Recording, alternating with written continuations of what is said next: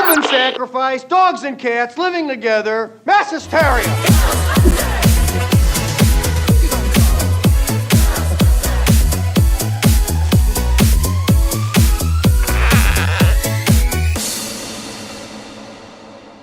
What's up, everybody? Tony here from Compoundcast, bringing you another episode in the Eaglemoss Ecto-1 Diecast build-up. Today we are taking a look at and building the Corporator and Air Filter, which is going to be pretty cool. I think we're getting kind of close to the end of the engine ordeal, but here we have our air filter housing and the carburetor parts. You got all your screws, which again were underneath the tray. Actually, a couple were right here in the tray, so that was a little bit of a change. Most of this, from what I can tell, is not die-cast. It's mostly plastic, so heads up on that. Actually, we can take a look at the screws, and it determines, yes, all these parts are plastic. No metal in this one. So let's get to rolling. Okay, first and foremost, we are going to be taking this little guy right here and attach it to this other little guy right there with a BP screw.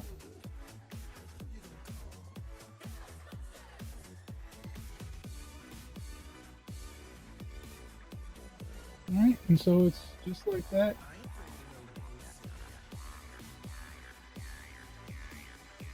We go on to,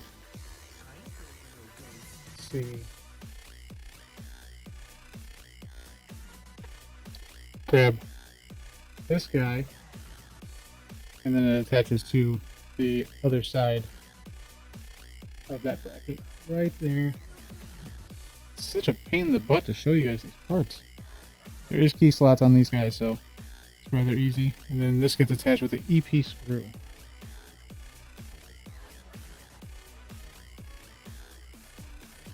Okay. Next, we are taking that piece right there. Taking our one piece we just put together. And it will attach like that. Yeah, like that. And it gets attached with a GP screw.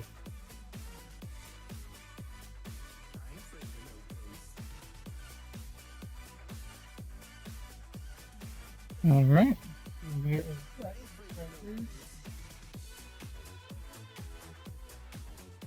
Next we move and we take this piece right here. I don't even know currently in filming. You guys can even tell what these pieces are. That one goes just like that. Then it gets attached with the GP screw as well. And there you go, you got that piece on there now. And then one more piece to this housing, which is that guy right there. And he goes just like so. Kind of like that. And then he also gets a GP screw. Alright. And there we go. And this guy is attached to the top of the engine, right on top of this little stem on top here. Which, when you look at the way it gets clocked, turn it this way so it looks like the picture. And like it goes, oh yeah, it's keyed. So that it can only go on one way. On top of the engine, just like so. Looking good. Looks good. I like it. And there's no screw or anything to attach it. And there's a hose. Assuming it's this hose goes from this little, let's see, that little stem right there, and then goes over to this stem right here. That's lovely. Little collector's trick. If these rubber hoses and stuff kind of give you problems, you can use a hair dryer to heat them up and bend them and get them to kind of work the way you want them to work.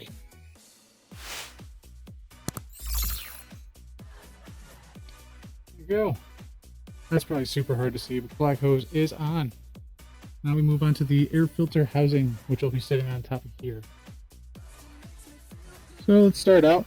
We got our side of our housing right here.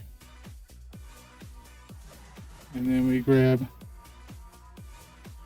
the intake arm. And essentially it just kind of goes right in through that slot. Like so. And then secured inside of there. Secured inside right there. With a EP screw. I will say, even though these pieces are plastic, they're pretty solid plastic. It's not cheap plastic, so it does feel like form filled plastic. Okay, so then we take two other pieces here. This is the top of the air housing. This is the bottom of the air housing. The bottom of the air housing goes right onto the motor, like so, and it looks like you're going to sandwich all this together. Got your air housing, you got your engine, sits on top like so, and this guy is put on so. Take this off. I don't like having to press down on the engine and all. There is a key, and I'm pretty sure I'm not going to be able to. There's a key right there on the side of the housing, which I'm sure that you guys probably don't even see. But it's right there, which matches up with, where is it? With this key up on top here. It's so small. You're not going to be able to see that. That's ridiculous. But that's how you match it up. They are keyed.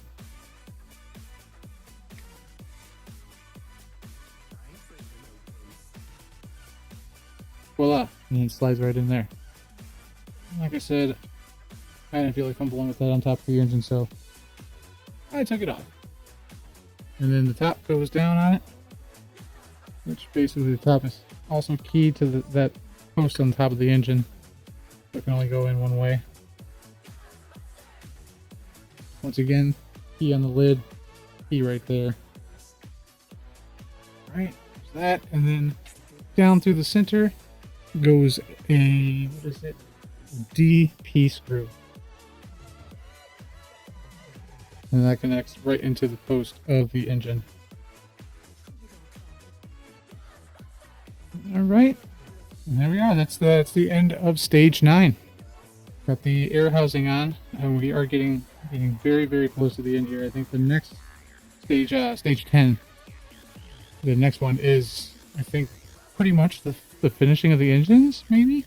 I think maybe one more after that. I'm not sure exactly. There are people that are ahead, so I have been watching a little bit, but not enough to know how much is in each pack. But there you go. There's your air filter housing and your carburetor assessment, which is underneath there.